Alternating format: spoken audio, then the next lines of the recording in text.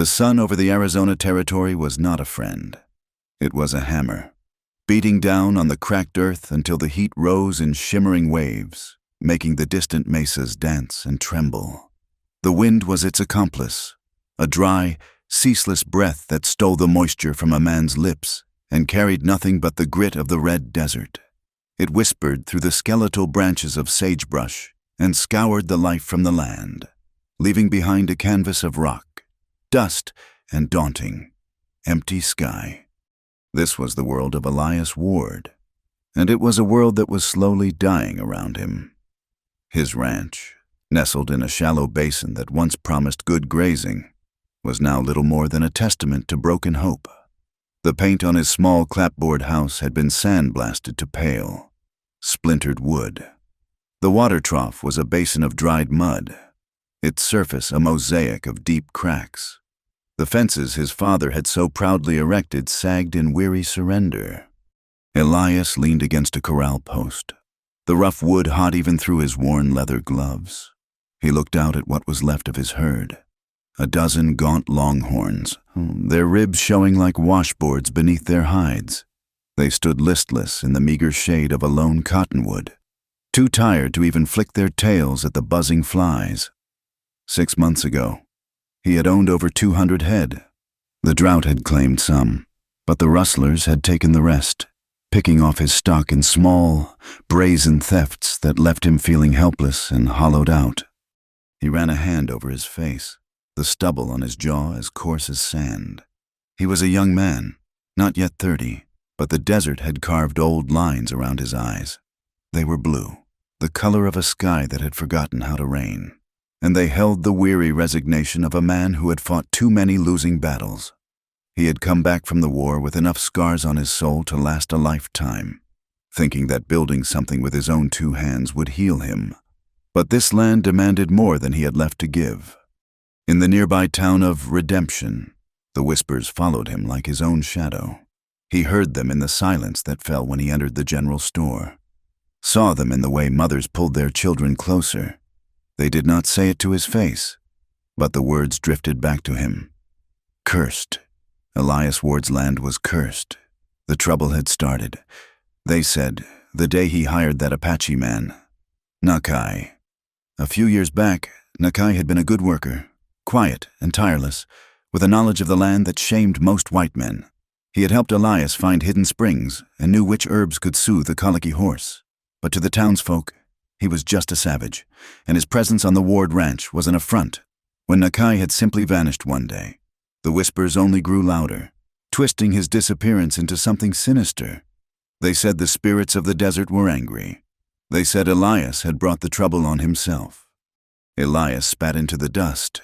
It was foolishness, born of fear and ignorance. The only curse on this land was the lack of rain and the greed of wicked men. Yet the isolation gnawed at him. His closest neighbors, the Hendersons, who once shared coffee and news, now just gave a stiff nod when they passed on the trail. The loneliness of the landscape was profound, but the loneliness of being shunned by your own kind was a deeper, colder ache. That night, the curse felt real. Sleep offered no escape, only a fitful dark full of thirst and failure.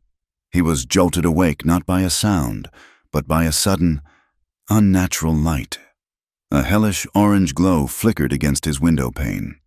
For a moment, his mind, thick with sleep, could not place it. Then the smell hit him, acrid smoke and the sharp, terrifying scent of burning hay. He threw on his boots and trousers, grabbing the Winchester rifle he kept by the door. The heat hit him like a fist as he burst outside. The corral was a wall of fire. Flames licked up the dry posts, consuming the structure with a hungry roar. Inside the inferno, his last dozen cattle bellowed in terror, their eyes wide with panic. Masked riders, 4 of them, were driving the panicked animals out through a cut section of fence. They moved with a practiced brutality, their forms dark silhouettes against the blazing fire. "Hey!" Elias roared, his voice cracking with rage and smoke. He raised the Winchester, but a shadow detached itself from the side of the barn. The world exploded in a flash of pain as something hard and heavy crashed against the side of his head. He staggered, his vision swimming with black spots. The rifle slipped from his grasp. He saw the face of one of the raiders for a split second as the man's bandana slipped. A young man with cruel eyes and a scar that cut through his eyebrow. He recognized him then. A drifter he'd seen in town. One of the lost souls from the Confederacy who now wandered the West with nothing but bitterness in their hearts. Before Elias could recover, a boot slammed into his ribs, driving the air from his lungs. He fell to his knees, gasping, the smoke searing his throat. The raiders laughed, a harsh, grating sound that was swallowed by the crackle of the flames. He watched, helpless, as they herded the last of his future away into the darkness. The heat from the burning corral was scorching his skin. With a final, desperate surge of will, he crawled away from the fire, dragging himself into the relative safety of the open yard as the structure groaned and began to collapse inward in a shower of sparks and embers. He lay there, tasting blood and ash, and listened to the hoofbeats of his stolen cattle fade into the unforgiving night. When dawn broke, it revealed a scene of utter devastation. The corral was a skeleton of blackened timber, still smoking in the pale light. The air stank of soot and scorched earth. A wave of dizziness washed over Elias as he pushed himself to his feet. His head throbbed with a dull, persistent agony, and his side was a canvas of deep, blooming bruises. But the physical pain was nothing compared to the cold, hard knot of despair in his gut. They had taken everything. He would not let them, not without a fight. The part of him that was a soldier, the part that had survived Antietam and Gettysburg, refused to break. He went into the house, filled a canteen with the last of the water from his barrel, grabbed a strip of jerky, and retrieved his Colt revolver from its holster. He checked the ammunition, his movements stiff and mechanical. He walked to the barn, untouched by the fire, and saddled his horse. Jericho, a sturdy buckskin that was now his last remaining asset. He found their tracks easily enough, a wide, trampled path leading southeast, toward the broken lands near the Mexican border. He set his jaw and urged Jericho into a steady trot. The sun began its relentless climb, and the world dissolved back into a shimmering furnace. For 2 days he rode, the tracks his only guide. The landscape grew harsher, the plains giving way to jagged canyons and treacherous mesas. The jerky was long gone, and the water in his canteen was warm and tasted of metal. He drank it sparingly, but it was not enough. Thirst was a living thing inside him, a clawing creature in his throat. His head pounded in time with Jericho's hoofbeats. The world began to blur at the edges. He saw things that were not there. Ghostly figures of soldiers marching through the sagebrush, their gray uniforms tattered and stained. He heard the faint sound of his father's voice on the wind, telling him he was a failure. Jericho began to falter, his steps growing sluggish. On the morning of the 3rd day, the horse went down, its legs buckling without warning. It gave a low, shuddering groan and did not rise again. Elias knelt beside the animal, his heart a cold stone in his chest. He had pushed them both too far. He took the canteen from the saddle and left the rest. Now he was on foot. He stumbled on, following the tracks that were growing fainter in the rocky terrain. The sun was a white-hot coin in a bleached sky. His lips were cracked and bleeding.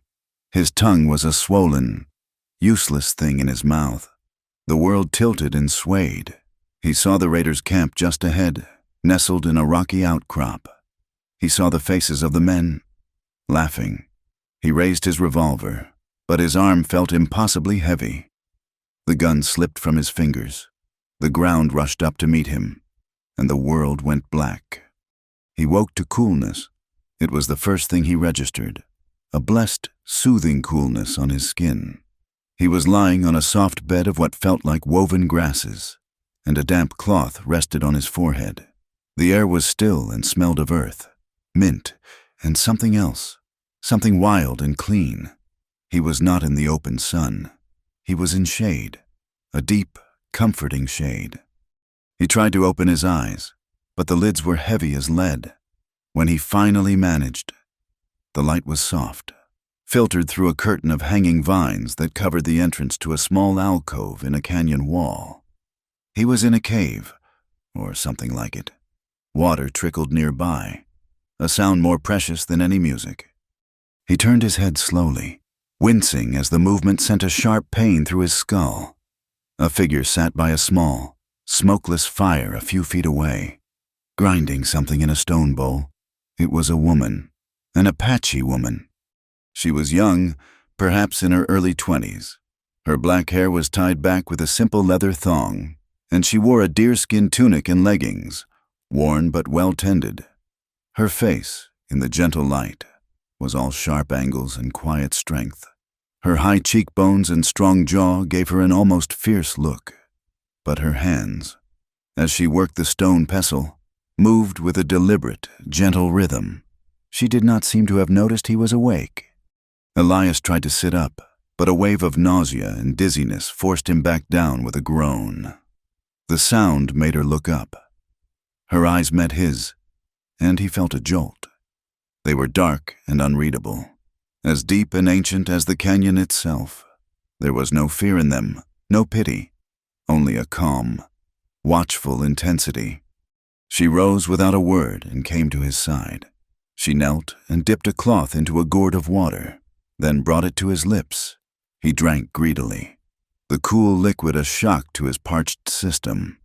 It was the best thing he had ever tasted, when he had had his fill.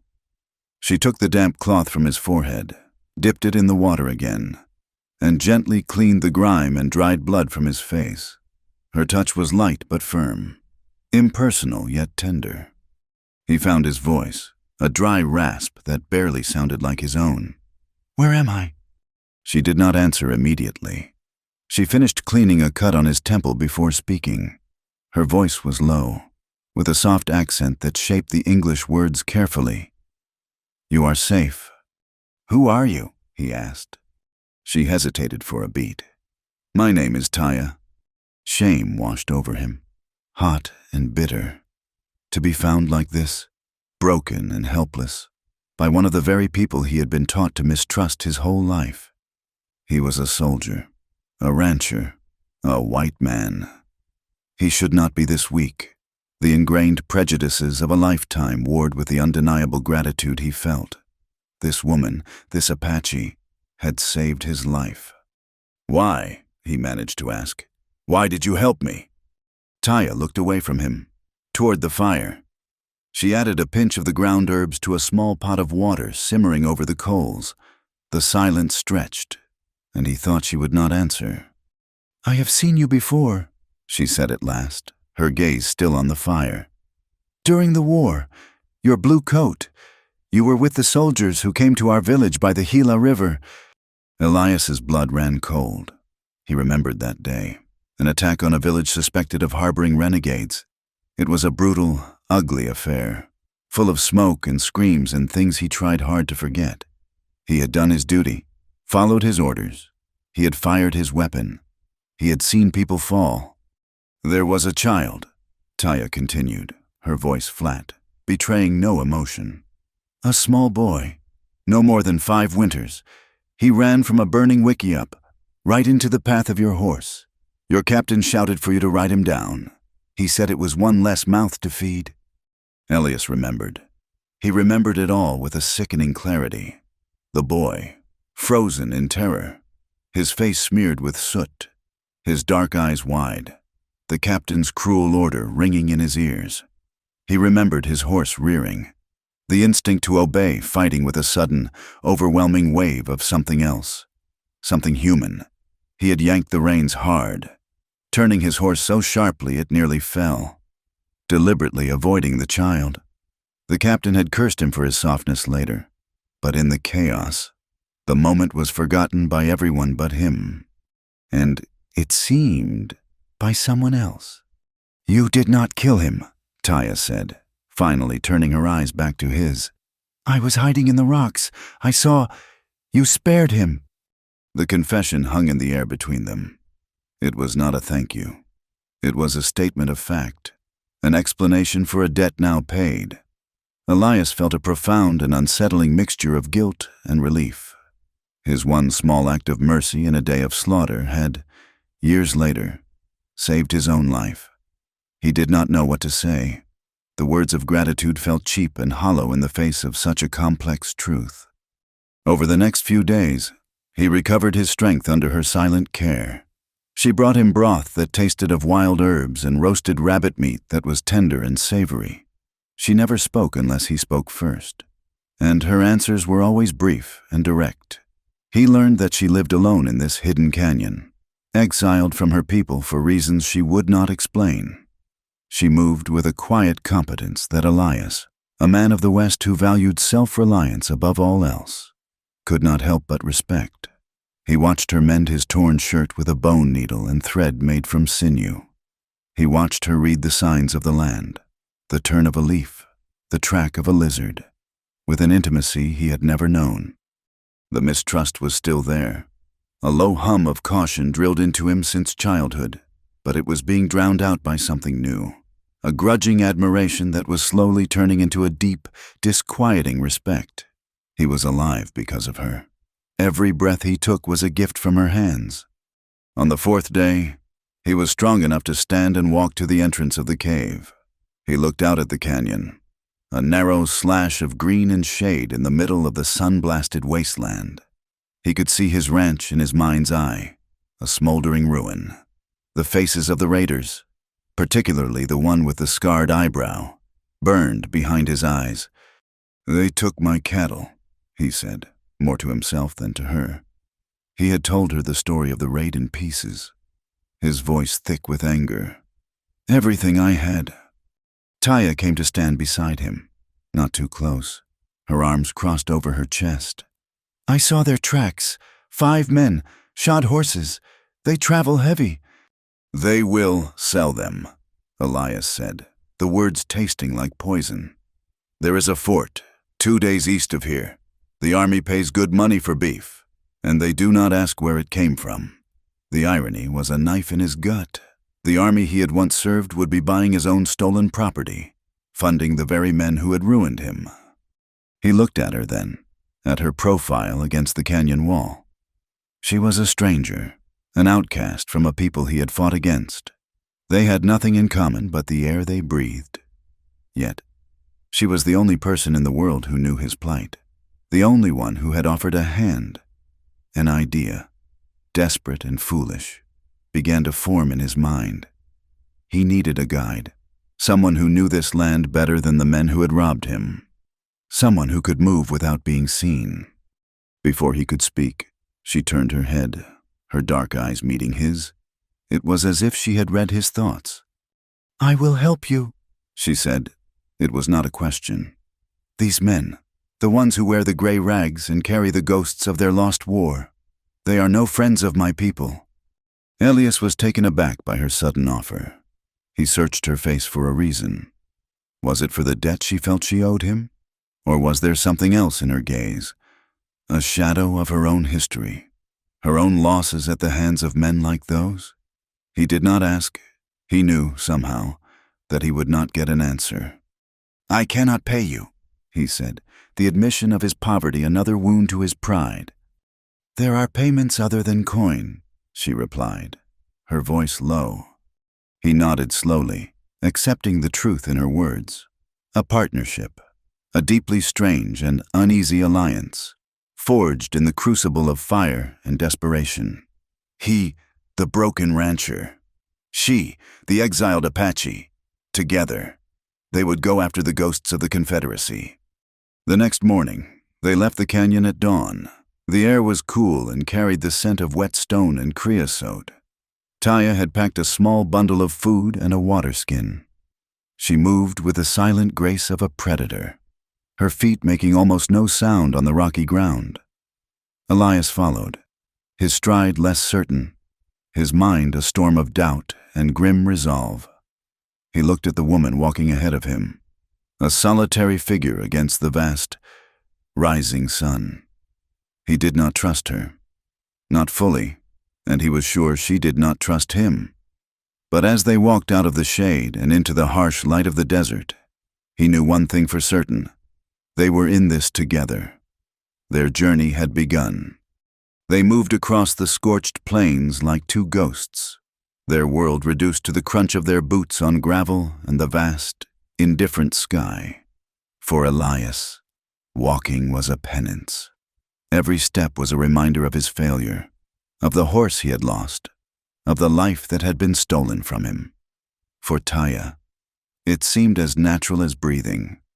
She set a steady, ground-eating pace that never faltered, her eyes constantly scanning the horizon, the ground, the slightest shift in the shimmering air. Silence was their primary language. In the blistering heat of the day, words were an extravagance they could not afford, stolen by the dry wind before they could be fully formed. They communicated with gestures, a dip of her chin toward a line of game tracks, a raised hand from him to signal a needed rest. He learned the rhythm of her movements, the way she could melt into the landscape, becoming just another shadow among the rocks and sagebrush. The nights were a different kind of quiet. They would build a small, nearly invisible fire in the shelter of a rock outcropping, the flames a tiny speck of defiance against the immense, star-dusted dark. The cold of the desert would descend swiftly, a sharp contrast to the day's oppressive heat. In the flickering firelight, Elias would watch her, trying to read the story in her stoic face. She was a puzzle he could not solve. She had saved his life, and now she was leading him into danger, her motives as veiled as the canyons in the twilight. He learned about her in fragments, pieces of a broken story offered up reluctantly, like stones pulled from a deep, cold well. One evening, as she sharpened her knife on a whetstone, he finally asked the question that had been sitting on his tongue for days. "Why are you alone, Taya? Where are your people?" She did not stop the steady scrape of steel on stone. Her eyes remained fixed on the blade. "My people are gone," she said, her voice even. "The earth drank their blood." The finality of her words silenced him. He had expected a story of displacement, of a journey to another reservation. Not this. "The soldiers?" he asked quietly, his own past rising like bile in his throat. "Some," she said, pausing her work to look into the fire. "And some settlers who wanted the land by the river. They came at dawn, with rifles and torches." She paused again, and the only sound was the crackle of the mesquite wood. "And before that, the Chiricahua. They said our clan was weak, that we traded too often with the white man. They said we had forgotten the ways, so they came at night." She looked at Elias then, her dark eyes holding no plea for sympathy, only the flat, hard truth of her existence. "My world was burned by your people and my own. There is no place for me, so I walk alone." She carried a wound far deeper than his own, a wound of absolute loss that had cauterized into a quiet, burning purpose. He understood then that her helping him was not just about repaying a debt for a spared child. It was about justice. The men they hunted, the lawless drifters who took what they wanted and burned the rest. They were the same kind of men who had destroyed her life, whether they wore blue coats, gray rags, or the paint of a rival band. In his quest for vengeance, she had found an echo of her own. They found the trail of the stolen herd leading into a region of badlands known to prospectors as the Devil's Jaw. It was a labyrinth of rust-colored canyons and crumbling mesas, a place where the earth itself looked wounded. As they walked deeper into this desolate country, Elias felt the ghosts of his own past closing in. The barren, rock-strewn ground reminded him of the fields of Pennsylvania after the battle. Landscape stripped of life and littered with the broken bodies of men. He started seeing things. A twisted juniper tree on a ridge became a hanged man. The cry of a hawk sounded like a human scream. At night, his dreams were a feverish torment of smoke, cannon fire, and the faces of the dead. He would wake with a gasp, his heart pounding, the smell of gunpowder sharp in his nostrils. Taya would be awake, watching him from the other side of the fire, her expression unreadable. She never asked what haunted him, but he felt that she knew. She lived with her own ghosts. Her knowledge of the land was their salvation. She was not just a survivor in this wilderness. She was a part of it. She taught him to see the world through her eyes. He learned that the flight of a certain bird meant water was near, that the leaves of the creosote bush, when chewed, could soothe a headache. One afternoon, when their water skin was nearly empty and Elias felt the familiar, clawing signs of dehydration, she stopped and pointed to a patch of dry, cracked earth that looked no different from any other. "Dig," she said. He looked at her, skeptical. "There's nothing here." "The roots of the sand verbena go deep," she replied, her patience thin. "Dig." He trusted her. He dug with his hands, then with the blade of his knife, sweat stinging his eyes. A foot down, the soil grew damp. A few inches more, and he uncovered a thick, tuberous root. Taya took it from him, cut it open with her knife, and squeezed a trickle of clear, slightly bitter liquid into his mouth. It was not much, but it was enough to quell the fire in his throat and give him the strength to go on. In those moments, the gulf between them, of race, of experience, of language, seemed to shrink. He was the student, she the master, and the only thing that mattered was the shared, desperate goal of survival.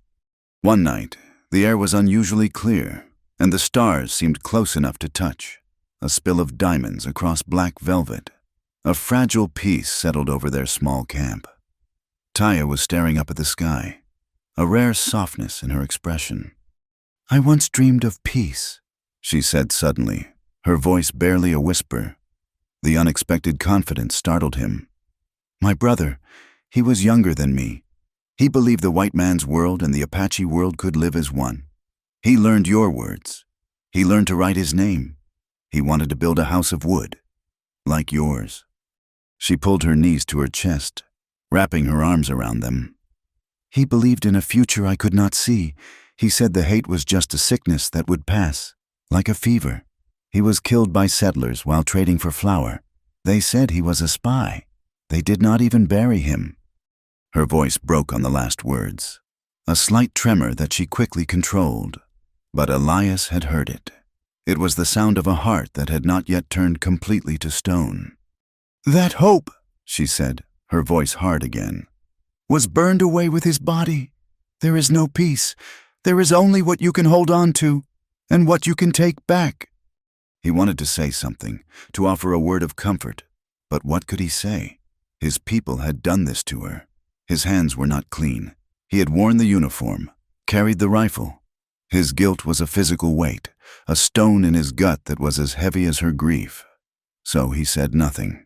He simply sat with her in the cold, shared darkness.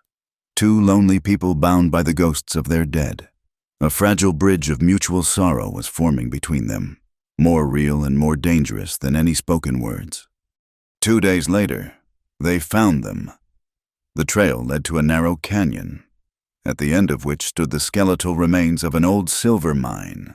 A few ramshackle buildings leaned against the canyon wall, and a makeshift corral held his stolen cattle. The herd was smaller now. The raiders had clearly slaughtered a few for food. A curl of smoke rose from the chimney of the largest shack. They watched from a high ridge as the sun began to set, painting the canyon in hues of blood and gold. Elias counted 4 men. The 5th was likely a lookout. One of them was the boy with the scarred eyebrow he had seen during the raid. He looked younger in the daylight, hardly old enough to grow a proper beard. Taya laid out the plan with quiet precision. They would wait for the moon to be at its highest point. The lookout was on the eastern ridge, lazy and overconfident. She would deal with him first. Then they would descend upon the camp. She gave him his instructions, her voice calm and steady, as if she were discussing the weather. There was a cold fire in her eyes that made Elias's stomach tighten. This was her world now. Vengeance was the only home she had left. The hours crawled by. As darkness settled, the familiar ghosts of the war returned to Elias. He could feel the familiar thrum of anticipation before a battle, the sick mix of fear and adrenaline. He checked his Colt revolver. the weight of it both a comfort and a burden. He had killed men before, but he had done it in a uniform, under a flag, with a cause he was told was righteous. This was different. This was personal. When the moon cast its pale, silvery light over the canyon, Taya touched his arm. It was time. She moved away from him, disappearing into the shadows with an unnerving speed. Elias's heart hammered against his ribs. He waited, counting the seconds, his eyes fixed on the ridge where the lookout was posted. There was no sound, no cry, nothing but the whisper of the wind. A few minutes later, a shadow detached itself from the rocks near him. It was Taya. She held up a knife, its blade dark in the moonlight. She did not need to say a word. They made their way down the treacherous slope, their movements synchronized and silent. The men in the camp were drinking, their loud laughter echoing eerily in the canyon. Elias's hands were slick with sweat. He crept toward the main shack while Taya circled around toward the corral. The attack was a blur of chaos and violence. Elias kicked open the door of the shack and opened fire. One man went down immediately, a look of stunned surprise on his face. The other two scrambled for their weapons. A shot splintered the door frame next to Elias's head. He fired back, the explosions of the Colt deafening in the small space.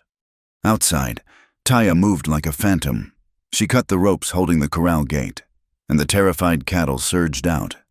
Adding to the confusion, one of the raiders ran out of the shack and straight into Taya's path. Elias saw her rise from the shadows, her knife flashing once, a quick, precise arc. The man fell without a sound. It was over in less than a minute. The last raider, the one who had stayed in the shack, lay dead by the overturned table, a bottle of whiskey shattered beside him. The silence that fell was profound, broken only by the lowing of the scattered cattle and the heavy sound of Elias's own breathing. He stepped outside, the coppery smell of blood thick in the air. He found Taya calmly retrieving her arrows from the body of another raider near the fire. He then saw a fifth man, lying on the ground near the edge of the camp. It was the boy with the scar. He had been hit in the stomach during the firefight and was bleeding badly, his breath coming in ragged, painful gasps. His eyes were wide with fear and pain. He looked up at Elias, a silent plea on his lips. He was no more than 16. Elias froze. He raised his revolver, the barrel trembling slightly. He saw not a thief, not an enemy, but the face of a boy from his company who had died the same way at Cold Harbor, crying for his mother. All the killing he had done, all the death he had seen, came rushing back. He could not pull the trigger. His finger felt numb, paralyzed. Taya appeared at his side. She looked at the boy, then at Elias's face, her expression unreadable. She took in his hesitation, the sickness in his eyes. Without a word, she knelt beside the dying raider. She placed a hand gently on his forehead, a gesture of unexpected tenderness. Then, with her other hand, she drew her knife and, in one swift, clean motion, cut his throat. The boy's gasping ceased. Elias stared, shaken to his core. It was an act of mercy. He knew that on some level. She had ended the boy's suffering, but the calmness in her eyes, the utter lack of hesitation as she took a life, chilled him. She looked at the dead boy with the same dispassionate gaze she used to observe the clouds or the trees. Death was simply a part of her world, like the rising of the sun.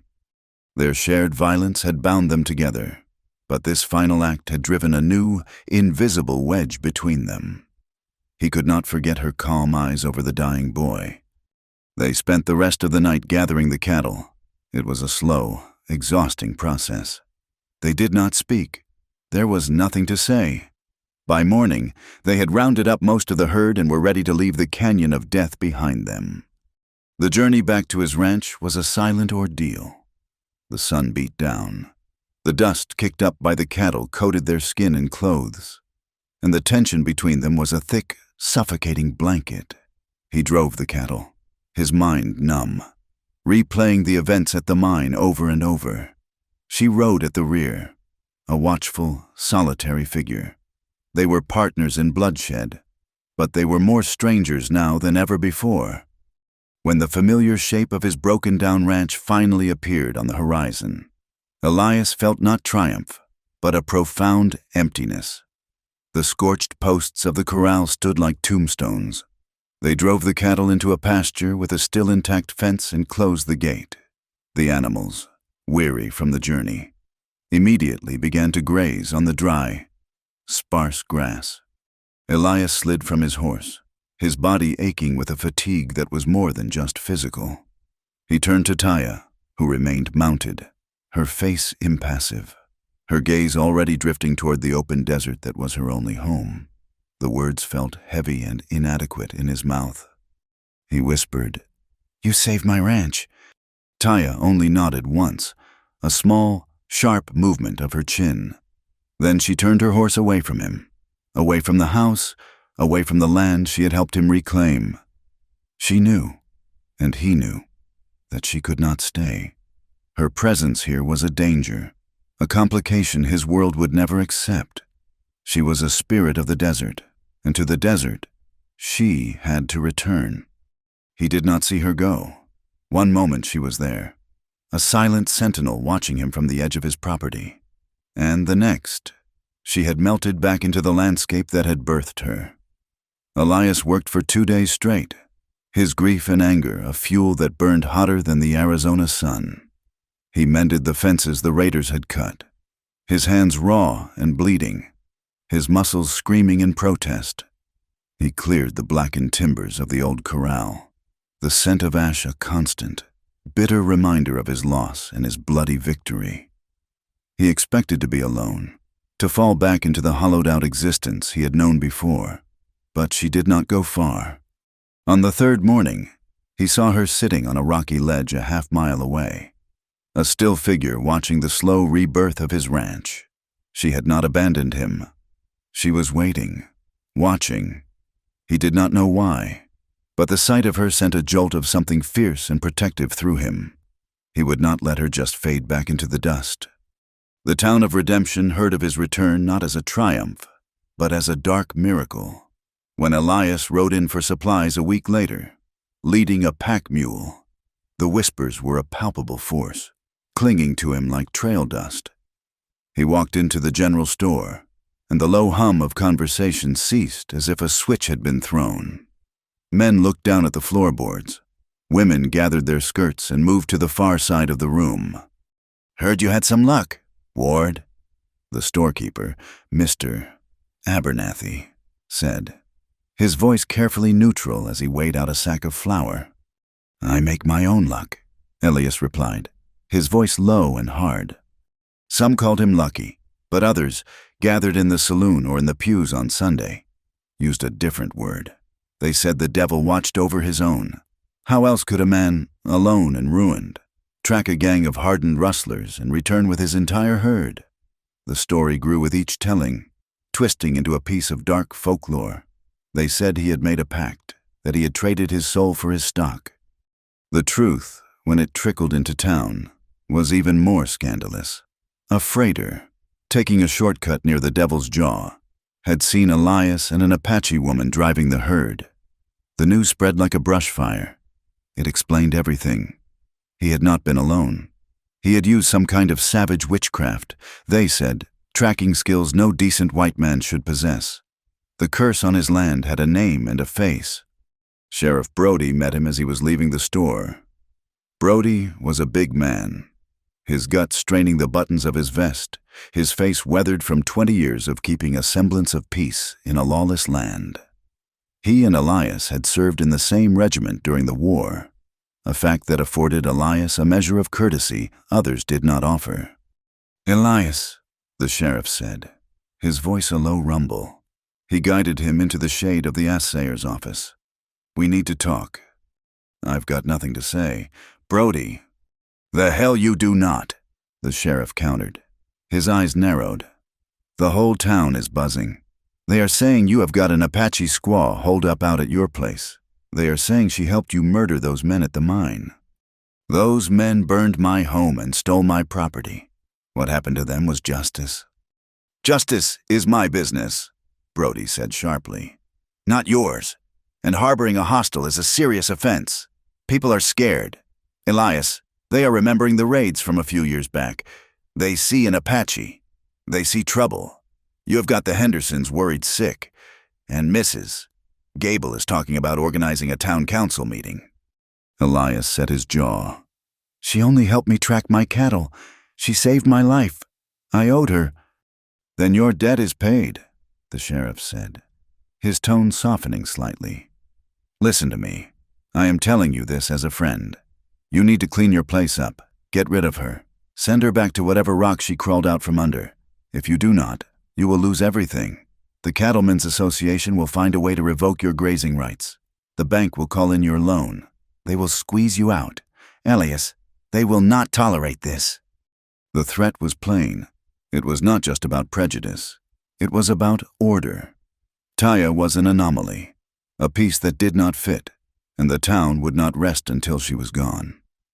Elias stared past the sheriff, at the dusty street, at the faces in the windows watching them. He felt a cold, defiant rage build inside him. They had offered no help when he was being ruined, only whispers and judgment. They had no right to tell him how to live now. He gave the sheriff a stiff nod and walked away without another word. He rode back to the ranch, the sheriff's warning echoing in his head. The smart thing, the safe thing, would be to let her go. He could pretend he had not seen her on the ridge. He could let her disappear. And in time, the town would forget. But deep down, in a place he rarely admitted to himself, he did not want her to go. The thought of the ranch without her silent, watchful presence felt emptier than it ever had before. He found a secluded spot down by the creek that ran along the southern edge of his property. It was shaded by a thick stand of cottonwoods, hidden from the main house and the trail that led to town. For the next week, he worked. He chopped down trees, squared the logs, and began to build a small, one-room cabin. He told himself it was a payment, a proper shelter to repay the life she had saved. It was better than letting her sleep in the rocks like an animal. But as he worked, fitting the logs together with painstaking care, cutting a window that would face the rising sun, he knew it was more than that. He was building her a reason to stay. When it was finished, he stood back and looked at the small, sturdy structure. It was rough, but it was solid. He went to the ridge where he often saw her. She was not there. He left a piece of jerky and a canteen of fresh water on the rock where she usually sat.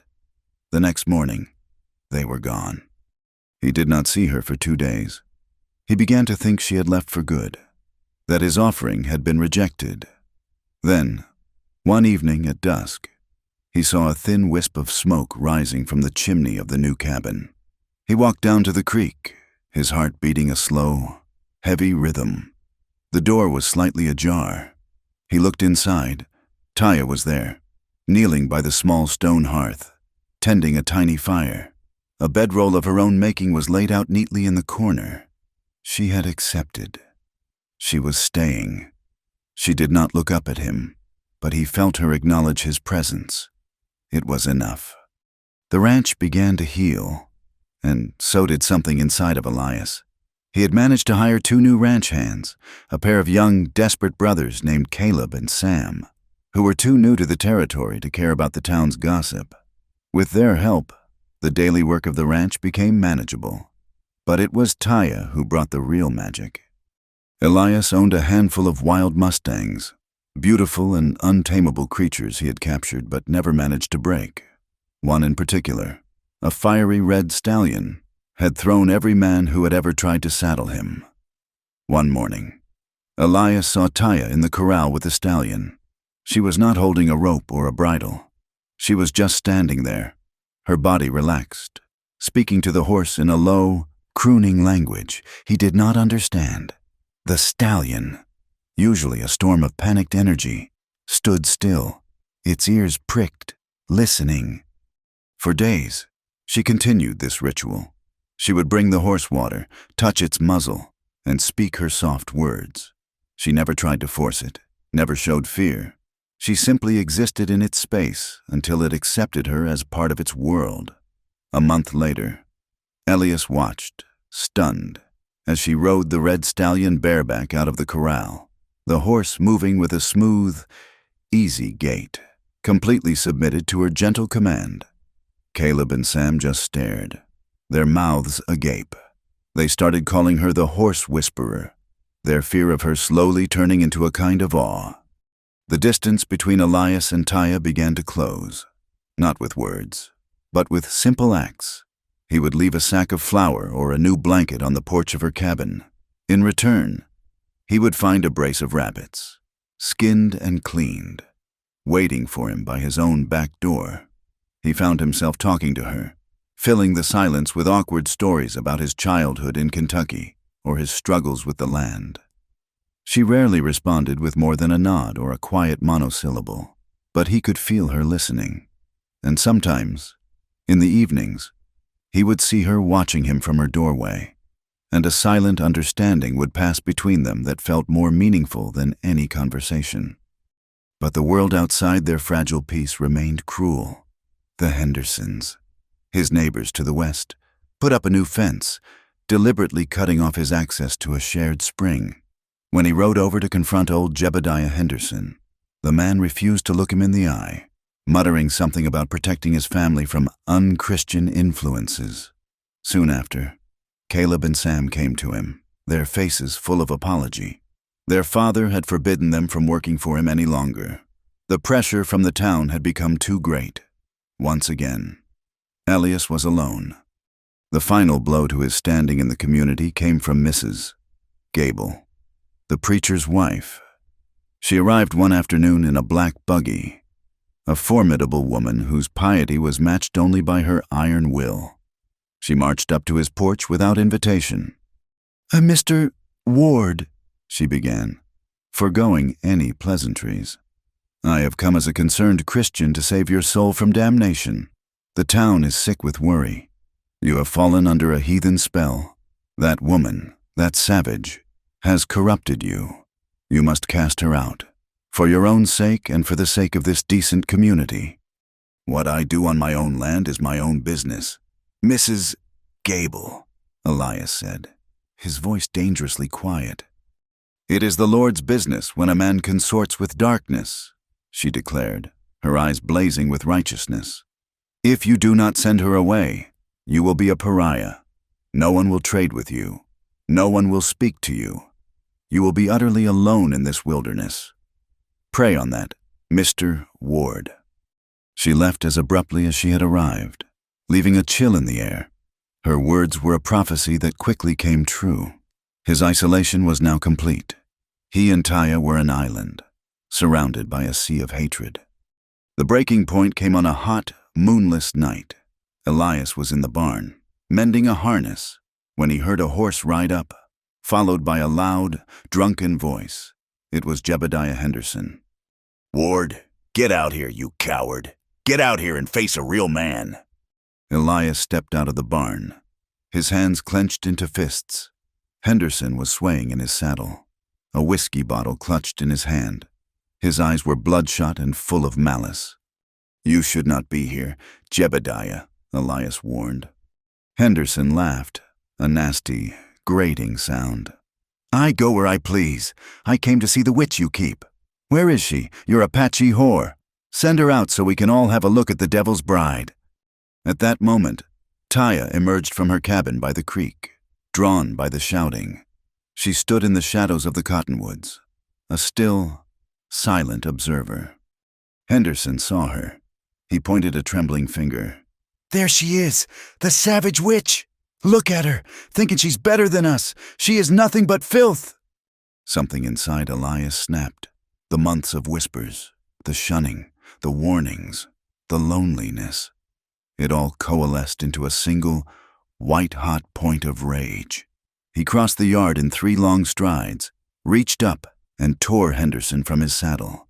The bigger man crashed to the ground in a heap, before Henderson could even register what had happened. Elias was on him, his fists rising and falling with a brutal, sickening rhythm. He struck the man's face again and again. pouring all of his frustration and fury into every blow. He was no longer just defending Taya's honor. He was defending his choice, his home, the fragile world the two of them had built. He might have killed him if Taya had not been there. She grabbed his arm, her grip surprisingly strong. "Elias," she said, her voice sharp. "Enough." He stopped, his chest heaving, his knuckles screaming with pain. Henderson lay senseless on the ground, his face a bloody mess. Elias looked down at his own hands, horrified by the violence he had unleashed. Taya led him away from the unconscious man, back toward his house. She pushed him gently into a chair at his kitchen table and lit a lamp. The golden light filled the room, revealing the raw, split skin on his knuckles. Without a word, she fetched a basin of water and a clean cloth. She knelt before him and began to wash the blood from his hands.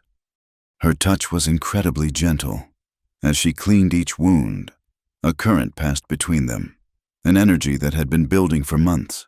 The air in the small kitchen grew thick, charged with unspoken feelings. He looked down at her bent head, at the fall of her dark hair, and was overwhelmed by a wave of emotion so powerful it stole his breath. When she finished, she looked up, her dark eyes searching his. Her hand was still covering his, her thumb stroking the back of his skin. He reached out his other hand and brushed a stray strand of hair from her face. His fingers lingered on her cheek. She did not pull away. She leaned into his touch, her eyes fluttering closed for a brief second. The space between them vanished. He could feel the warmth of her breath, see the pulse beating in her throat. It was the culmination of every shared silence, every small kindness, every danger they had faced together. He leaned in to kiss her, but she suddenly stiffened. She pulled her hand back as if burned and rose to her feet, backing away from him. The spell was broken. "Taya?" he whispered, his voice hoarse. She stood by the door, her face a mask of conflict and sorrow. "My presence here will only destroy you," she whispered, her voice full of a terrible certainty. "Tonight proved it. I bring you nothing but trouble."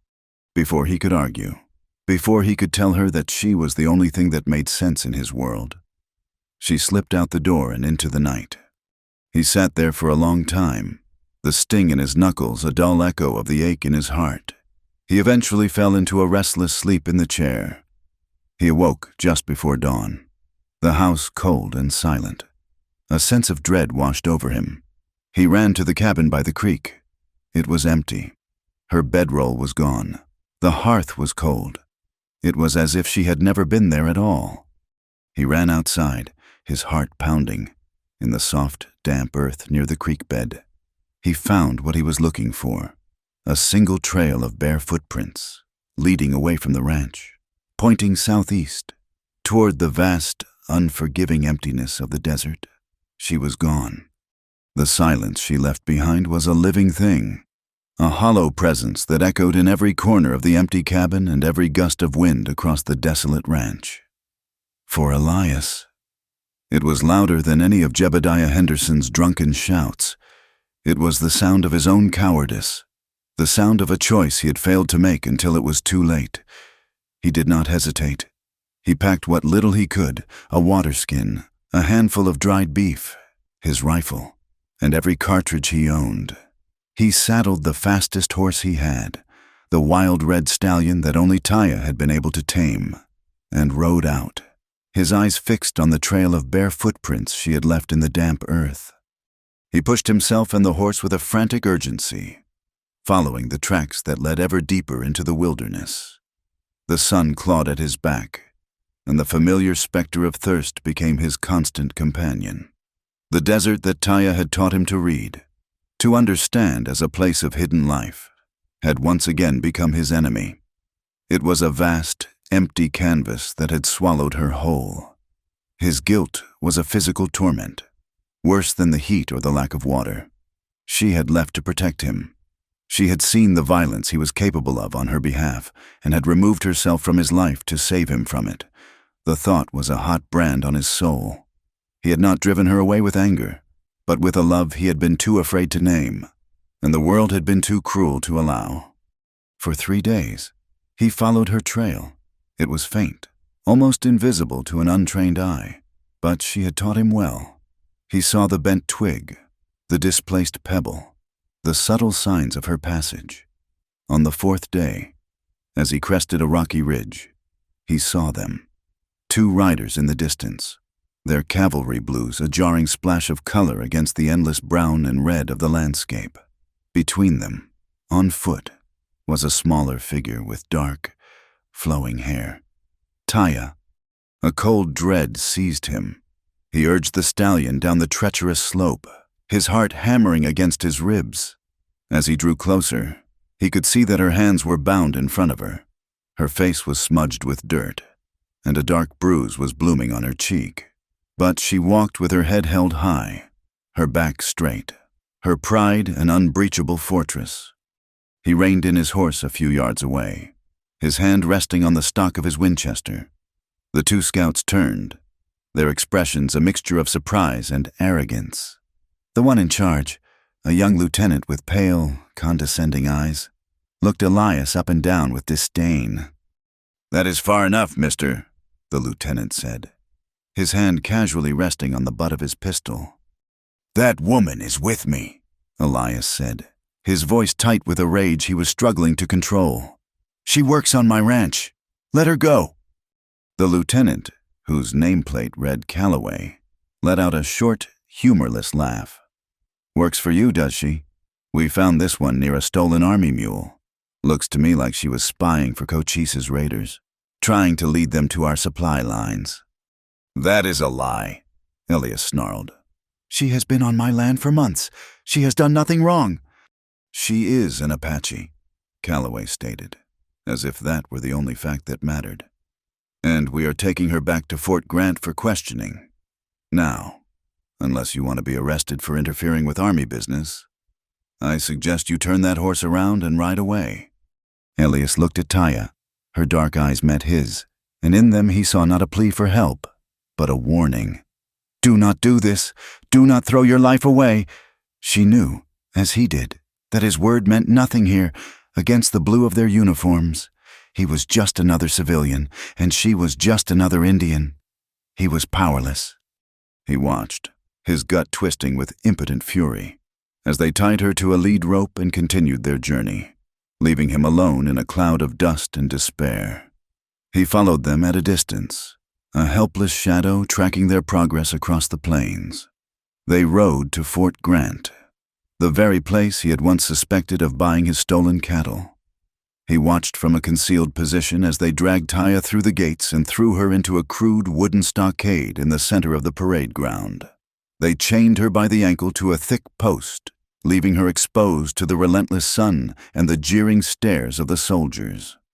The sight of her, chained like an animal, broke something inside him. The last vestiges of his faith in the law, in the world of men he belonged to, crumbled to dust. He turned the stallion and rode for the town of Redemption, a desperate, last-ditch hope flickering in his chest. He found Sheriff Brody in his office, his boots propped up on his desk. Elias burst in, his face flushed, his words tumbling out in a frantic rush. He told Brody everything about the scouts, the false accusations, Taya being chained in the fort. The sheriff listened patiently, his expression growing more and more weary. When Elias was finished, Brody sighed and swung his boots to the floor. "Elias, son, there is nothing I can do." "Nothing you can do?" Elias repeated, his voice dangerously low. "You are the law in this county." "My authority ends where the Army's begins," Brody said, spreading his hands. "Fort Grant is federal territory. I cannot just walk in there and demand they release a prisoner. Especially not—" He trailed off. But Elias knew what he meant, especially not an Apache prisoner. "So you are just going to let them kill her?" Elias demanded, his voice rising. A few men who had been loitering on the boardwalk peered into the office, drawn by the commotion. "There will not be a trial, if that is what you are asking," Brody admitted, his voice dropping. "They will question her, and when they are done, she will likely be hanged." That is the way of it. One of the men at the door, a grizzled farmer whose land bordered Elias's, spat a stream of tobacco juice onto the street. "It ain't murder when it is an Apache," the man said with a shrug, a sentiment that was met with a few grunts of agreement. The casual cruelty of the word struck Elias like a physical blow. He looked from the farmer's callous face to the sheriff's resigned one and saw the truth. There was no help for him here, no justice for her. In the eyes of this world, her life had no value.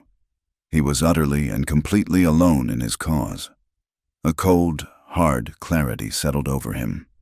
If the law would not help her, he would become the law. If the world called him a pariah for standing by her, he would become an outlaw. He turned and walked out of the sheriff's office without another word, his purpose forged in the fires of his fury and guilt. He no longer cared about his ranch, his name, or his future. All that mattered was the woman chained to a post in the center of Fort Grant. He spent the rest of the day hiding in the hills overlooking the fort, watching. He was a soldier again, but this time the enemy was the uniform he had once worn with pride. His training came back to him with a grim familiarity. He studied the sentry rotations, the placement of the guards on the wall, the layout of the buildings. He noted the blind spot near the western wall, where the shadow of a large watchtower fell. He saw where the horses were kept in the stables, near a rear gate that was less heavily guarded. He formulated a plan, a desperate, suicidal gamble that was his only option. Night fell, blanketing the fort in darkness. Elias left the stallion in a hidden ravine and made his approach on foot, moving with a stealth he had learned in the woods of Virginia. He was a ghost, a shadow slipping through the night. He scaled the western wall in the deep darkness of the tower's shadow, his fingers finding holds in the rough-hewn timber. He dropped silently to the ground inside, his heart pounding a frantic rhythm against his ribs. He moved through the sleeping fort like a wraith, his memories of army life guiding his steps. He knew the sounds, the smells, the very rhythm of a military encampment at night. He flattened himself into a dark doorway as a patrol passed, the guard's conversation a low murmur. Once they were gone, he darted across the open parade ground, his eyes fixed on the solitary figure in the stockade. Taya was asleep, curled on the hard ground as best she could with the chain on her ankle. He knelt beside the gate of the stockade, his hand reaching through the bars to touch her shoulder. She came awake instantly, not with a cry, but with a sudden, silent tension, her body coiling like a snake, her eyes wide and luminous in the dark, focused on him.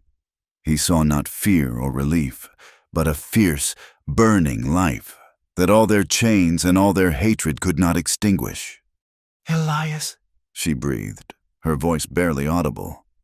"I am getting you out of here," he whispered. He pulled a small file from his pocket and began to work on the thick iron lock of the gate. The rasping sound was terrifyingly loud in the stillness of the night. Every scrape of metal on metal sent a fresh wave of fear through him. The lock finally gave way with a soft click. He swung the gate open and moved to the chain on her ankle. The shackle was too thick for his file. There was no time. "We have to take the post," he whispered. He worked at the base of the thick wooden post, digging at the earth and rocking it back and forth until, with a groan of protesting wood, it came loose from the ground. Just as he pulled it free, a voice shouted from the wall, "Hey, who goes there?" The alarm had been raised. The escape was now a race. "Run!" Elias yelled, grabbing her hand. They sprinted across the parade ground. Taya hampered by the heavy post still chained to her leg. Lights flared to life in the barracks. Shouts echoed across the fort. A rifle shot cracked, the bullet whining past Elias's ear. They reached the stables, the smell of horses and hay a welcome familiarity. He chose 2 strong mounts while Taya, with a rock, smashed the chain that bound the post to her shackle. The post fell away, but the heavy iron cuff remained on her ankle. Gunfire erupted from the doorway of the stables. Elias felt a searing, white-hot pain blossom in his left shoulder. He staggered, But Taya was there, holding him up, her strength surprising him. She helped him onto his horse and leaped onto her own. They burst out of the rear of the stables and charged toward the back gate, two desperate figures fleeing into the night. More shots rang out, and he could hear the sound of men scrambling to mount their own horses in pursuit. They rode hard, leaving the noise and chaos of the fort behind them, plunging into the dark, rocky badlands that offered their only hope of escape. They rode until the horses were lathered and gasping, until the sounds of the pursuit had faded behind them. Elias was reeling in the saddle, the world swimming in and out of focus. The pain in his shoulder was a roaring fire, and he could feel the warm, sticky flow of blood soaking his shirt. Just as he felt he could not hold on any longer, the sky opened up. Rain began to fall. Not a gentle drizzle, but a torrential, cleansing downpour. It was the first rain in months. It washed the blood from his arm and the dust from their faces, and it turned the ground to mud, erasing their tracks. Taya guided them into a shallow cave she found tucked into the side of a canyon wall, a tiny sanctuary from the storm and the men who hunted them. He slid from the horse, his legs giving out from under him. She was there to catch him, easing him to the floor of the cave. In the flickering light of the small fire she managed to build from dry kindling she carried, he saw her face clearly. It was streaked with rain and grime, but her eyes held a raw, fierce emotion he had never seen before. She tore a strip from her tunic and gently cut away his blood-soaked shirt. The bullet had gone clean through the fleshy part of his shoulder. It was a terrible wound, but he would live. As she worked, cleaning the wound with rainwater and packing it with herbs from her pouch, he watched her, his vision blurring with pain and a feeling so profound it left him breathless. He reached out his good hand and clutched hers, stopping her movements. She looked up, her fingers trembling slightly in his grasp. "Now I owe you more than gold," he whispered, his voice a hoarse rasp. He saw a tear trace a clean path through the dirt on her cheek. Then another. She wept, for the first time since he had known her. It was not the loud, racking sobs of despair, but the quiet, heartbroken tears of a soul that had endured too much, that had finally been offered a truth it never expected to hear. His words were not about a ranch, or a debt, or survival. They were about her. He had seen her worth, and he had valued it above his own life. She finished stitching the wound with a needle and thread from his saddlebag, her tears falling onto his skin. The storm raged outside, a wild symphony of thunder and wind. But inside the small cave, there was only a profound and trembling quiet. When she was done, he pulled her hand to his lips and kissed it. He tugged her gently toward him, and she came without resistance. In the warmth of the firelight, surrounded by the cold and the storm, two broken souls, hunted and alone, finally found refuge in each other. All the barriers of race, of guilt, of fear, washed away in the rain. Their coming together was not a frantic, passionate release, but a slow, tender discovery, a quiet affirmation of life in the midst of death, a promise that they would face whatever came next together. As the storm began to subside, they lay wrapped in a saddle blanket, her head resting on his good shoulder. For the first time in a long time, Elias felt a sense of peace, but it was fleeting. Through the fading rumble of the thunder, another sound reached them, faint but unmistakable. The distant sound of horses moving methodically, searching. Their peace would not last. The world they had defied was still out there, and it was closing in. Their world shrank to the size of a hidden canyon, a narrow ravine, a secluded cave. The manhunt that followed their escape from Fort Grant was a relentless, sweeping tide. Elias learned the extent of it when he crept into a small, dusty way station to steal a sack of flour and saw the poster nailed to the wall. His own face stared back at him, the drawing crude but unmistakable. Underneath, the words were printed in thick, black letters that screamed from the page, "Wanted, Elias Ward, traitor and outlaw, $500 for his capture, dead or alive. It went on to accuse him of treason, murder, and consorting with hostile Apache forces. They had twisted his story into a weapon, turning him from a simple rancher into a monster, an enemy of his own people. He was no longer just a man who had broken the law. He was an idea, a symbol of everything the settlers feared and hated. They lived like hunted animals, constantly moving, never staying in one place for more than a day or two. Taya's knowledge was the only thing that kept them alive. She led them along ancient, hidden trails her people had used for generations, paths that did not appear on any white man's map. She taught him which routes to dig for sustenance, how to set snares for rabbits that were nearly invisible, and how to find water in the most barren-looking landscapes. His life as a rancher, as a soldier, as a man of the so-called civilized world, was stripped away until all that remained was the raw, essential core of survival. He lost track of the days, which bled into one another in a haze of heat, hunger, and exhaustion. But despite the hardship, or perhaps because of it, the space between them filled with a quiet, profound intimacy. With everything else taken from them, they had only each other. The physical passion they had discovered in the cave after the storm deepened into something more resilient, a bond forged in the crucible of their shared desperation. In the quiet hours after sunset, huddled by a smokeless fire in some forgotten canyon, she began to teach him her language. She would point to the moon, Telehona, and the stars. So, and have him repeat the words until the strange, soft sounds felt natural on his tongue. He learned the names for water, Tu for fire, Ko, and for love. Ayu o Uni. It was an act of supreme trust, sharing with him the sacred words of her people, words that had been used to curse men who looked like him. In return, he gave her the only thing he had left, his past. He told her stories of his boyhood in Kentucky, of green hills and rolling rivers, a world so lush and gentle it seemed like a dream. He spoke of his father, a hard man who had taught him to be proud, and of his mother, who had taught him to be kind, and how he feared he had failed them both. He laid his soul bare for her, and she listened, her dark eyes holding his stories with a gentle reverence. They were no longer just a white man and an Apache woman. They were Elias and Taya, two people building a new world out of the wreckage of their old ones. One afternoon, they found shelter in a shallow cave behind a waterfall, the sound of the water a constant, soothing murmur that masked their presence.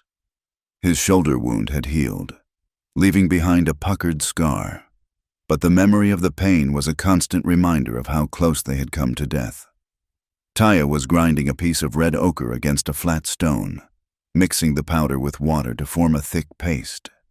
"There is a story," she said, her voice soft over the sound of the falls. "My grandmother told me that the sky is the skin of our Creator. When a warrior is in great danger, the spirits of the sky can be painted on his skin to make him invisible to his enemies, to give him the strength of the mountain and the cunning of the coyote." She beckoned him closer. He sat before her as she dipped her fingers into the red paste. With a focused intensity, she began to paint on his chest and arms. Her touch was warm and firm. She painted a jagged line of lightning, for speed and power. She painted the symbol of the circling hawk, for sharp vision. And over his heart, she painted a spiral, the symbol for life's journey, a path that always leads back to the center. It was a baptism, an anointing. She was marking him, not as her possession, but as one of her own, a man worthy of the protection of her most sacred beliefs. He looked down at the intricate red symbols drying on his skin and felt a sense of peace, a feeling of belonging that he had never known before. Their goal was Mexico. It was a word they spoke like a prayer, a distant, shimmering promise of a new life. They needed to cross another 50 miles of brutal, open country to reach the border, a land that was heavily patrolled. They planned their route, waiting for a moonless night to make their final, desperate push. They were 2 days from the border when he found them. They had made camp in a thicket of mesquite, believing themselves hidden. Elias was cleaning his rifle when he heard a twig snap. He looked up and saw a man standing at the edge of the clearing, not 20 yards away. The man was tall and lean, with a weathered face and pale, watchful eyes that missed nothing. He wore the star of a sheriff on his vest, but he moved with the quiet confidence of a hunter. Elias's blood ran cold. He knew that face. "Matthew?" Elias whispered, his voice catching in his throat. "Hello, Elias," Sheriff Matthew Dane said. He had been Elias's sergeant in the war, a man he had both feared and deeply respected. Dane was a legend, a relentless tracker who had never failed to bring in his man.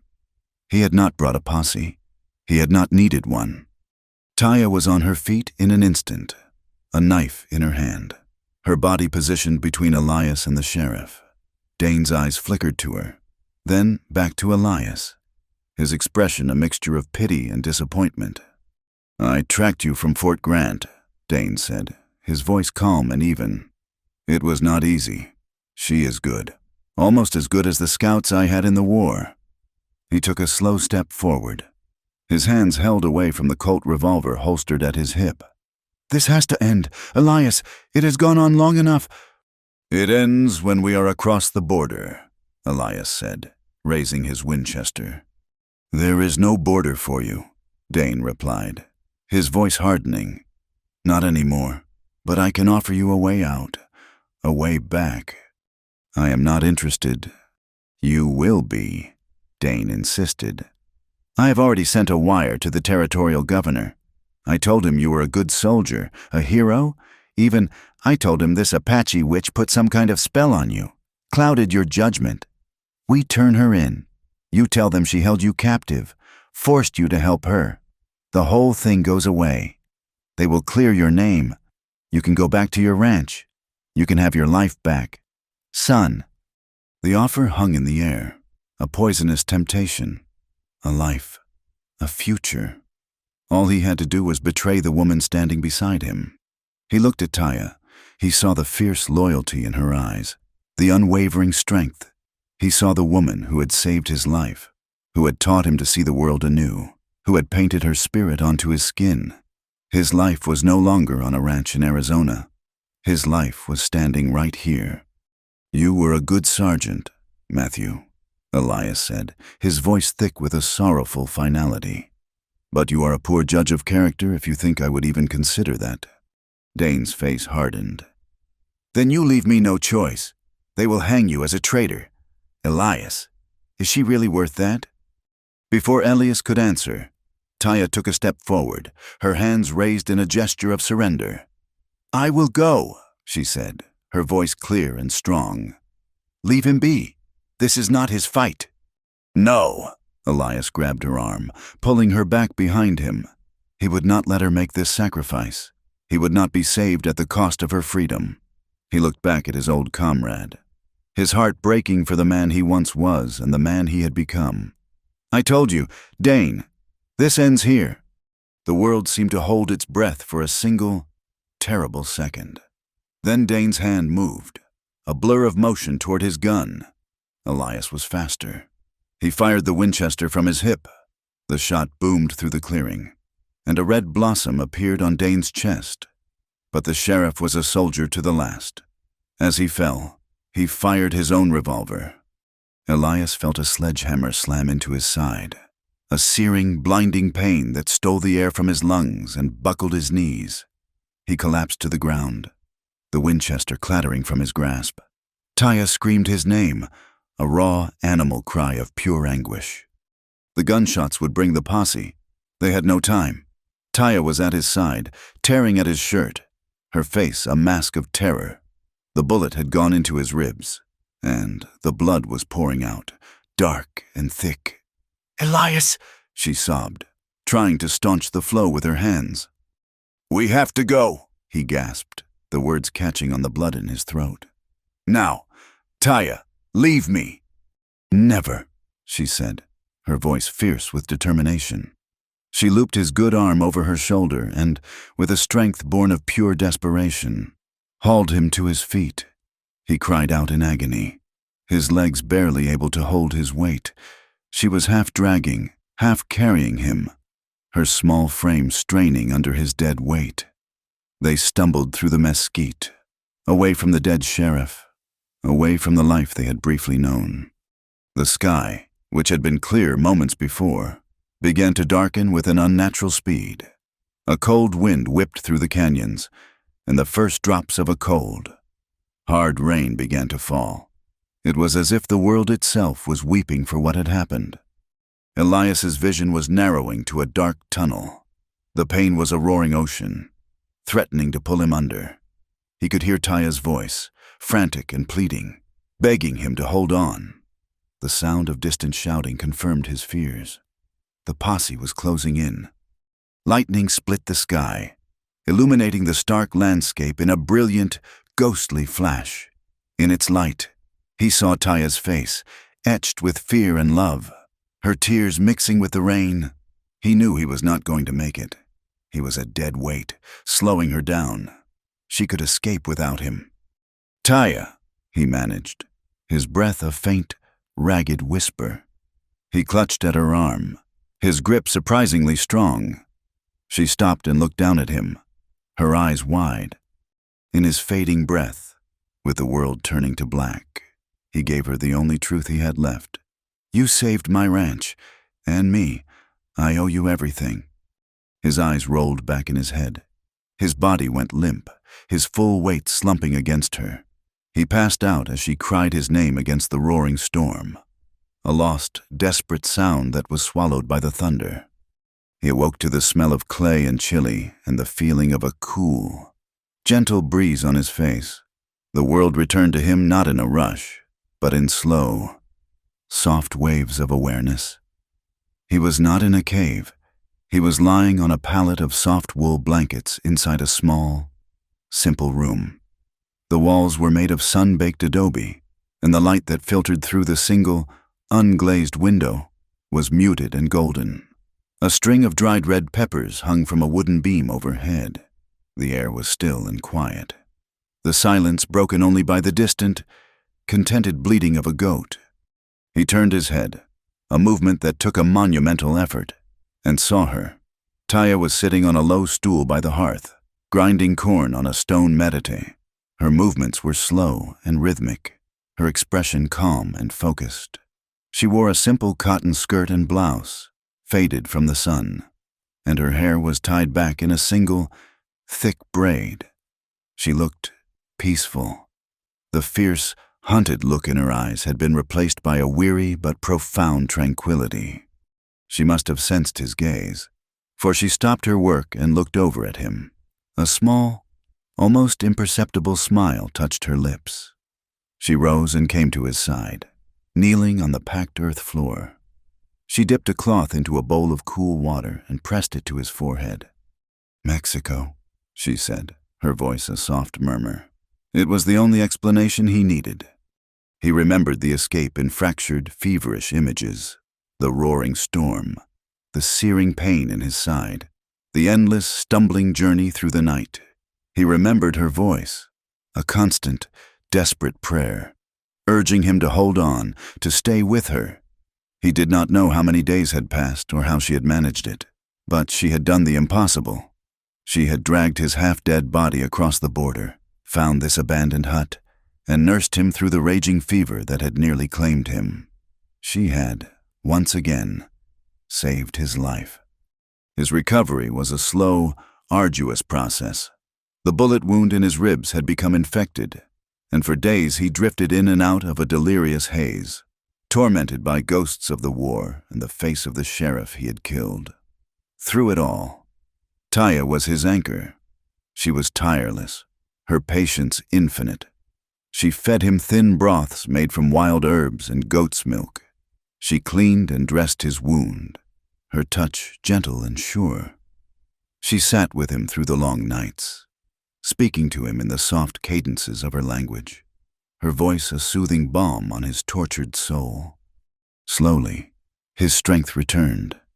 The fever broke, and the pain subsided to a dull, persistent ache. He was able to sit up, then to stand, and finally, to walk out of the small adobe hut and into the sunlight. What he saw took his breath away. The desert, which he had only ever known as a harsh, unforgiving wasteland, was alive with color. The torrential rains that had covered their escape had performed a miracle. Carpets of yellow poppies and purple verbena stretched across the landscape. The ocotillo cacti, usually bare and thorny, were tipped with fiery red blossoms. The air was sweet with the scent of blooming flowers and damp earth. It was a rare and beautiful sight, a land reborn. They built a life there, a quiet, simple existence that felt more real and more precious than anything Elias had ever known. They were exiles, outlaws with a price on their heads. But in this small, forgotten corner of the world, they were free. They acquired a few goats from a nearby village, trading a silver button from his coat for 2 nannies and a kid. Taya planted a small garden of corn, squash, and beans. A 3 sisters garden, she called it, that grew with a surprising vigor in the fertile soil. Their days fell into a comfortable rhythm. He would take the goats to graze among the blooming flowers while he worked on strengthening his body, and she would tend her garden or weave baskets from yucca fibers. They worked side by side, often in a comfortable silence, their shared tasks a language more intimate than words. In the evenings, they would sit outside their small home and watch the sun set, a spectacular blaze of orange and crimson that painted the sky and the mountains. In those moments, with her head resting on his good shoulder, the world of posses and wanted posters and hatred felt a lifetime away. He was no longer a soldier or a rancher or a trader. He was just a man, deeply and completely in love with the woman who had saved his soul. This was the peace he had never known he was searching for. But peace, in their world, was a fragile and fleeting thing. The bounty on his head was too high, and the men who hunted for coin were more relentless than any lawman. They had lived in their quiet paradise for nearly 3 months when the outside world finally found them. They came at midday, 3 of them, riding up to the small hut as if they owned it. They were hard-faced men with cruel eyes and the casual arrogance of predators who had cornered their prey. Elias was chopping wood, the axe feeling comfortable and familiar in his hands again. Taya was by the creek, washing clothes. He saw them first and his blood ran cold. He grabbed his Winchester, which he always kept close, and stepped back toward the doorway of the hut. "That is him," one of the men said, a big bearded man with a dirty slouch hat. "That is the traitor, Elias Ward." "And that must be his Apache lover down by the water," another one sneered, spitting a brown stream of tobacco juice. $500 is a lot of money for a day's ride. Taya had seen them. She did not run or scream. She simply straightened up slowly, her face a calm, unreadable mask, and began to walk toward the hut, toward him. "This is as far as you go, Ward," the lead bounty hunter said, dismounting. "You can come with us quiet, or you can come with us dead. It makes no difference to us. We still get paid." Taya reached the hut and stood beside Elias, her hand resting on his arm. She looked up at him, her dark eyes full of a terrible, desperate plea. "Elias," she whispered, so only he could hear. "Go, while they are watching me. Run into the canyons. You know the trails now. I will slow them down." He looked down at her, at this woman who was willing to sacrifice herself for him without a second thought. He thought of the life they had built here, this small, perfect world of blooming flowers and quiet evenings. He could not, would not, abandon it. He would not abandon her. He shook his head, a small, firm gesture. "I will die where you are," he whispered back, his voice thick with a love that was absolute and unbreakable. He squeezed her hand and then gently pushed her behind him, shielding her with his body. He would not let them touch her. He raised the Winchester. "You are on the wrong side of the border," he said to the men, his voice steady. "You have no authority here. Turn around and ride away, and I will let you live." The men laughed. "Listen to him," the leader chuckled. "The traitor thinks he can give us orders." The world exploded into a chaos of noise and violence. The bounty hunter leader went for his gun. but Elias was ready. He fired the Winchester, the shot echoing off the canyon walls. The man was thrown backward, a look of stunned disbelief on his face as he collapsed into the dust. The other two men scattered, diving for cover and returning fire. Bullets splintered the wooden doorframe of the hut, kicking up dust from the adobe walls. Taya pulled Elias inside, her own knife in her hand, her eyes blazing with a warrior's fire. Elias knelt by the window, firing carefully. Making every shot count, he hit one of the men in the leg, and the man screamed, scrambling away behind a rock. But they were trapped. The remaining hunter was circling around the side of the hut, trying to get a clear shot through the window. Elias knew they had only seconds. He looked at Taya, at her brave, beautiful face, and felt a profound and sorrowful peace settle over him. He had no regrets. "Stay here," he commanded. He took a deep breath, kicked open the door, and charged out, firing his rifle to draw the last man's attention. It was a desperate, foolish move, the act of a soldier making a final stand. He saw the bounty hunter rise from behind a mesquite bush, saw the flash of his pistol, and felt a tremendous, crushing blow to his chest. The world went silent and slow. He did not feel pain, only a strange, weightless sensation as he fell to his knees. He saw Taya rush out of the hut, a spirit of vengeance, her knife flashing in the sun as she lunged at the man who had shot him. The man cried out, a short, sharp sound, and then there was silence. Elias collapsed onto his back, the blue sky filling his vision. Taya was there in an instant, cradling his head in her lap, her tears falling on his face like a gentle rain. He could feel his life pouring out of him, a warm tide that was carrying him away.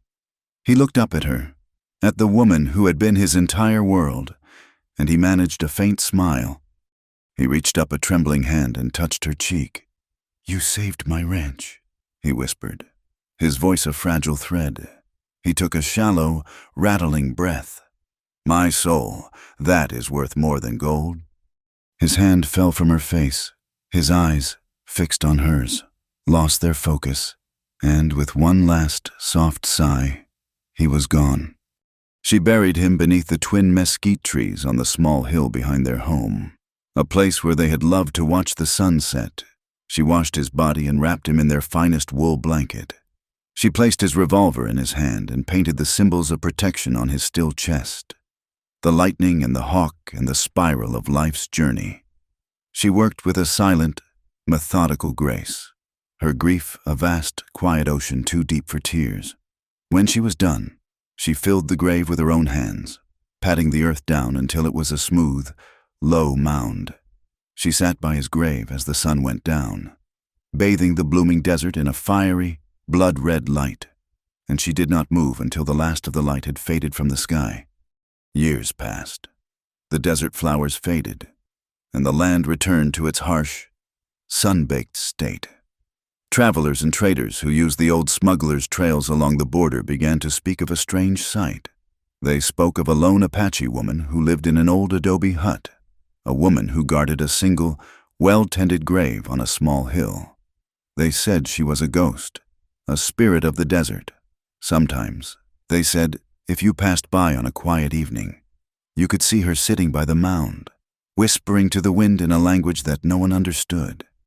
She had become a legend, a timeless story of a love that the world had tried, and failed, to kill.